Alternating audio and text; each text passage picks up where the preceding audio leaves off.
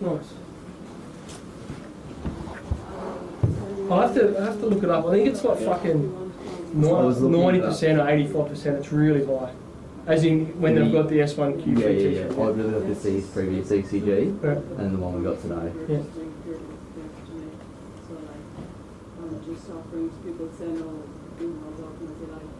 I'm pretty sure they almost refer to it as pathognomonic, as in if you've got it, you've got it. That might be interested, let me know. The other Michael as well. Yeah. Said he was. See you later. See ya. So, dude, how's Lowy doing? He's good. He's set up an online shopping thing as a second business. You know that to see. He never stops, man. Selling what?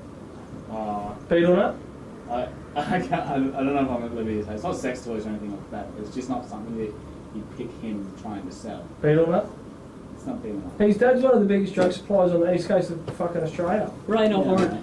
Yeah. You know his dad. Yeah, it's that stuff you chew, isn't it? Yeah, have you ever? Do you know that Lowy's dad's a fucking beetle nut supplier? No. His dad's a fucking drug dealer. Fucking Jesus.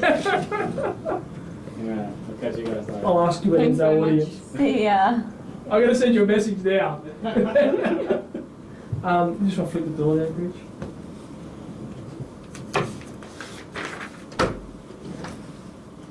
Rightio. Discussion points. So this is for Sim 1. Mm-hmm. The application of the CT6 is important for a number of reasons. One of which is that it reduces the incidence of fat ambulous syndrome. What is fat ambulous syndrome and how does it present? It is a syndrome, a collection of symptoms caused by macroglobules of fat from the intramedullary space in the bone. It enters circulation and it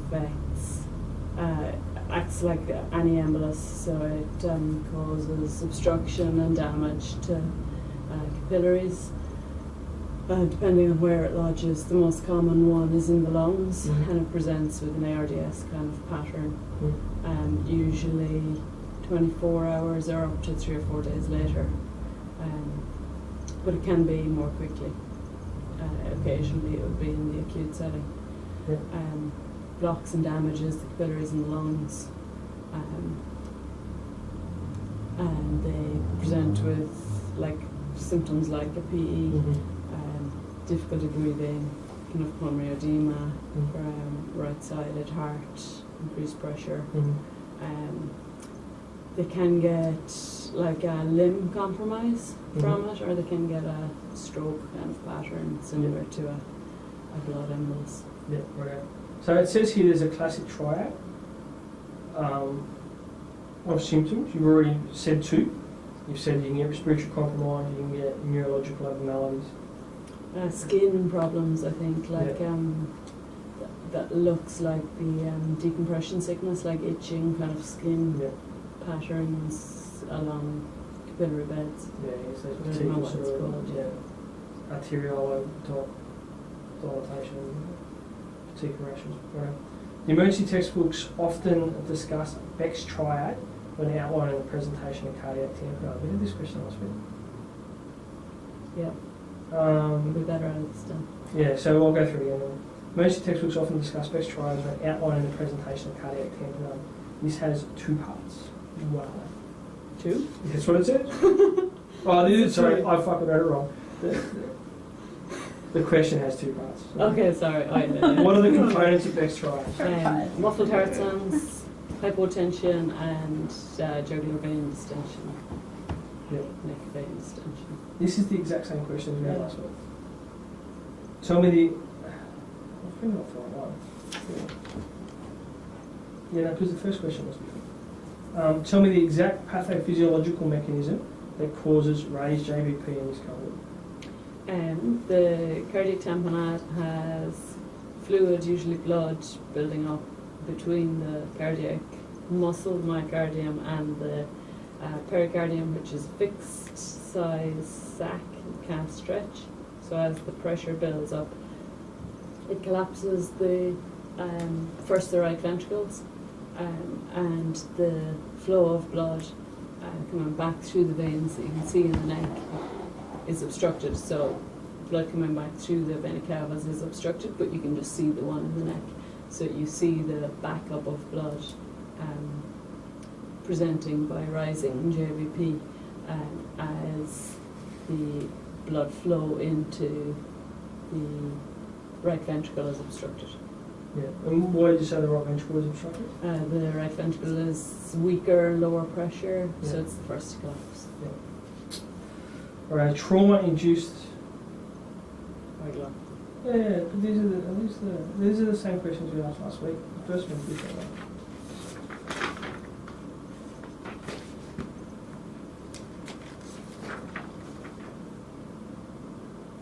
Maybe they're seeing if you got better. They are the same questions. Huh? Trauma-induced coagulopathy is strongly and positively associated with mortality. What is trauma-induced coagulopathy? It is a systemic blood clotting problem induced by trauma. So Yep. the process of clotting is interfered with by the trauma, Mm-hmm. and they become less able to clot through using up clotting factors, losing clotting factors by bleeding, Mm-hmm. and losing volume, and becoming cold, becoming acidotic, Mm-hmm. and their ability to clot is lost. Yeah. That's good. What role does the administration of saline play in trauma-induced coagulopathy?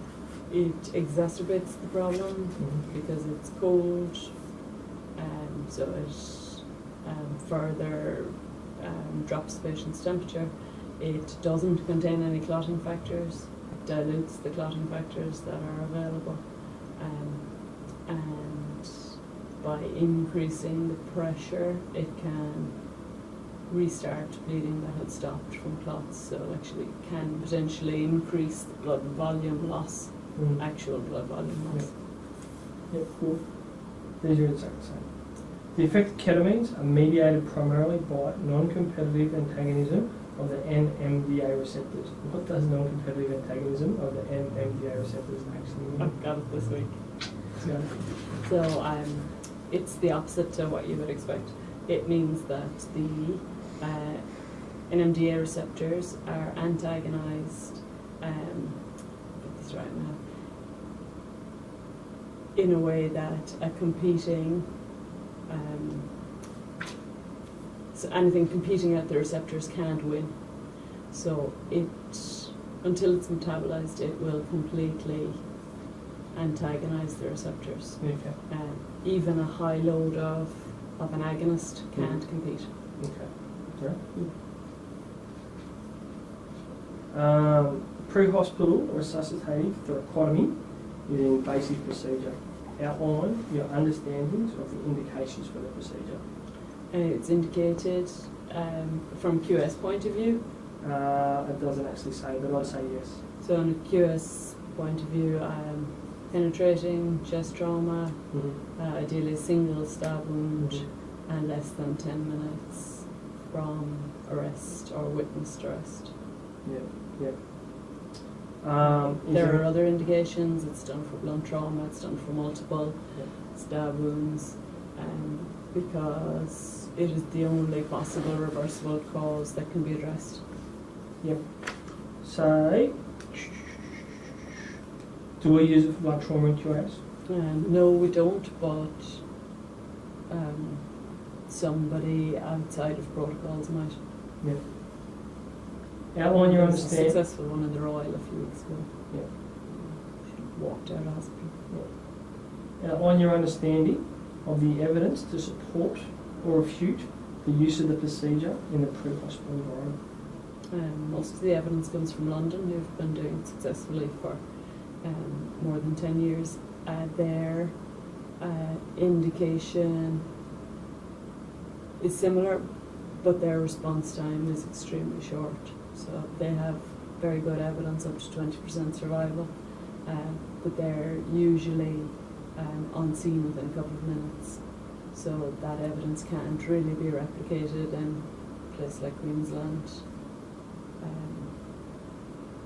But the evidence for reversing bleeding from single stab wound to the right ventricle, or evacuating a clot from the pericardium by openly accessing the heart is strong. So when we talk about, so you've said that single status, also a low velocity, single penetrating injury is the most likely to survive.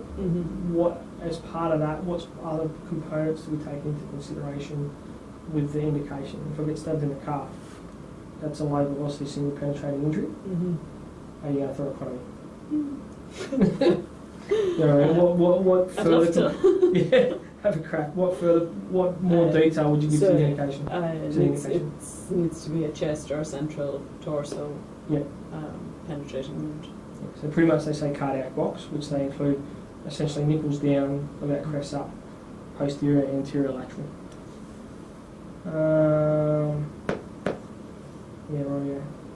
What about high velocity injuries, bullets? It can potentially, they can still be potentially reversed. If the person's dead, the attitude for a lot of people is that they'll do the thoracotomy and see. But usually with high velocity, the wound isn't a single, simple, suturable stab wound. It's got cavitation, so it's been stretched and opened. It's usually torn, and there's possibly a number of wounds, like an exit wound as well, and not all of them can be managed in one. Cool. Brilliant.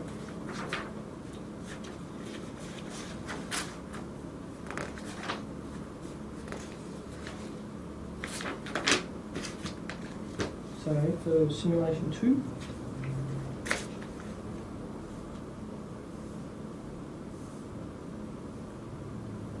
Discuss a paramedic's legislative responsibility when managing a paediatric patient with suspected abuse or neglect. Just to come out from, like outside of where we've been thinking. We have a duty of care to the patient, first and foremost, so we need to treat their injuries. We have no right to investigate the incident any further than what's relevant to our case at the time. But in saying that, we should be paying attention to the information we're being given. We need to report it to the staff we're handing the patient over with. But as far as I understand, we don't have a right, or not, we don't have a, what's the word, like we don't have to officially report it in the same way that nurses, doctors, teachers do. Teachers, yeah. Sure. So, do you know the 2 acts that we have to operate under? Guardianship? No. What's the one we use for everything? Ambulance Act? So that's one of them? Yeah. So what the other one is? No. Child Protection Act. So yeah, basically we're obliged to provide that information. We also have the power as paramedics to take any reasonable action to if we think somebody's in danger. And then under the Child Protection Act we're obliged to report it, but we're also afforded anonymity if we do report it, and if you want to say that way. Now, in recent years, the QAS has altered its calculations of estimated paediatric weight. The question has 2 parts. Why did this occur? It occurred when there was more evidence. Before this came in, they said it has 2 parts. There's an A, B, and a C. Yeah, they're counting as well this week. It has, there's more evidence about current weights of children, so it's new evidence on reflecting the current size of average children. Yeah, right. Yep. Excuse me. Discuss your understanding of the evidence to support the QAS paediatric weight calculation. My understanding is that it's based on centiles of white children. So it doesn't reflect well on like Indigenous children or Maori or Islander children. But it's a safe starting point to estimate a child's weight. Do you know the accuracy of it? It's like at the 50th percentile or below the 50th percentile, so it's a low weight estimation for most children. Yep. Discuss the potential risks, benefits of using a paediatric weight calculation. It's based on an average child or small average child. It isn't specific to each child. What's the question again? Discuss the risks or benefits of using a paediatric weight calculation. So the risk is that you would be inaccurate for the child you're actually dealing with. So if they have a different ethnic background or if they have health issues, then it's likely to be inaccurate. But the benefit is that it gives you a quick estimate appropriate for most children that age, and if you need to, you can alter it. Yeah. The pathophysiology of drowning can result in significant respiratory compromise and dysfunction. Outline some key pathophysiological processes. The process of, so there's a few considerations. One is that they have aspirated liquid or water, and that will cause non-cardiogenic pulmonary edema, atelectasis in the alveoli, and obstruction and inflammation in the airways, so the bronchioles particularly, where it would. So just on the acute component, non-cardiogenic APO and atelectasis. What's the pathophysiological process of those two? So the water enters the alveoli and increases the distance between the capillaries and the air in the alveoli and makes diffusion more difficult. Yeah, but that's gas transfer. That's not why it causes APO, and that's not why it causes atelectasis. So the fluid itself is one type of APO. They're like the fluid that they have aspirated. Like, so they have physically have pool water in their alveoli. The pool water or salt water or chemical water especially can damage the surfactant lining inside the alveoli and cause them to become edematous. So then there's the capillary and the cell bed becomes thickened, edematous. So that's one process of many. Yeah. So we talk about surfactant washout or dilution. Obviously, so we reduce surface tension, we get alveolar collapse. And then the secondary drowning, like the non-cardiogenic type drowning, other than the actual physical water as well. Have you heard about the like the osmotic or the high tonicity? So salt water, chlorine water, it actually creates a fluid shift. Because it's so that's hypertonic. like the next process in the problem. There's also the process of inflammation causing like bronchospasm in the airways. There's physical also irritation.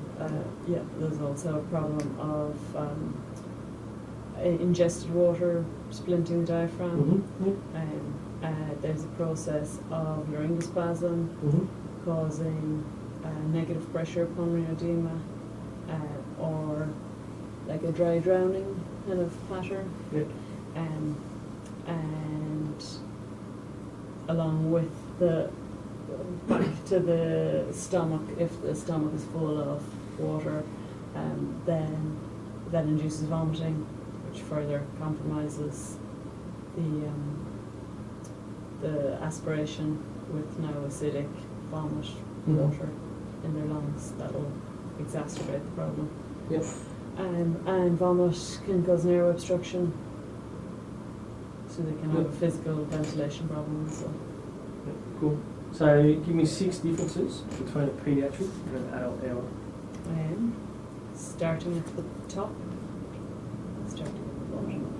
Starting at the top, their mouth is smaller, their tongue is bigger, their larynx is higher and more anterior, their larynx is smaller, their larynx is the narrowest part, is at the bottom of the larynx, like the cricoid ring. Mm-hmm. The trachea is narrower, it's shorter, it's softer, more compressible. Mm-hmm.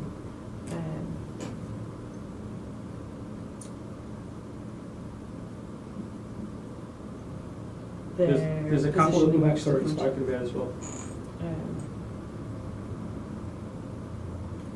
We'll get to it. The radius is smaller, so swelling or edema is more pronounced. Mm-hmm. The trachea and the cartilages are more compressible, Mm-hmm. so they can be damaged more easily. Their epiglottis is bigger and floppier. Mm-hmm.